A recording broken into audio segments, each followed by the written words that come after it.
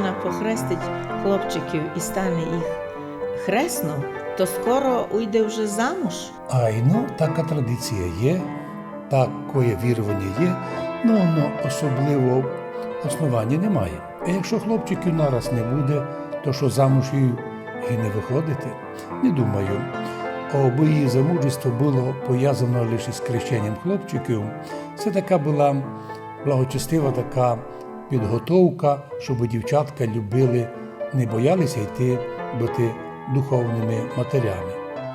Замужество дівчини з її особливим бажанням є її особистий подвиг вимолити собі жениха і доброго мужа і самі себе присокотити, аби її не обманули сьогосвіт не пройде світи і блудники. Отже, прямого зв'язку не є. А це можуть побиратися православний із неправославним. Жити на віру можуть, а як і це взагалі може вінчати? Вінчання – таїнство церкви, де двоє, хлопець і дівчина єдної віри побираються, об'єднуються в єдно тіло, обіцяють взаємну вірність і у церкві получають благословення, і, як відома знаменита фраза, браки совершаються на небесах. То, що увінчалися в церкві, фіксовано на небі. А як побиратися може разним по вірі, то ціла проблема. Не случайно в наших русинських селах Закарпаття, древньокарпатської Руси, наші предки рекомендували побиратися дітям молодим єдної віри, єдної нації.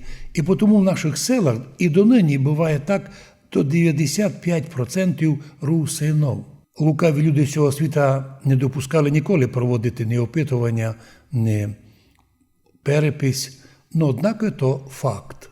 І це було іменно отголоском того, що общество села, община села не допускала туди ні чужих по національності, ні чужих по вірі.